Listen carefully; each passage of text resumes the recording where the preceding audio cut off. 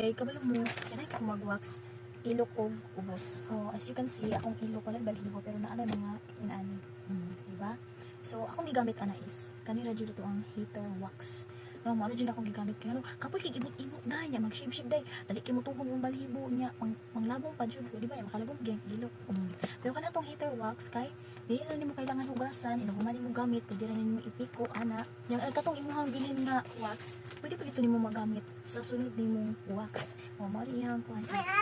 So, yung voltage kay 110 to 200. Yung power is 100 watts and 50 Hz. So, dinot yun siya guys. And then, nakanilog pagid ani, naganahan gid nako kay na siya free nga tin spatula and 100 grams nga hard wax beans. And kini nga po ang wax is, kani siya akong heater wax is 400 ml na ni siya. O, diba?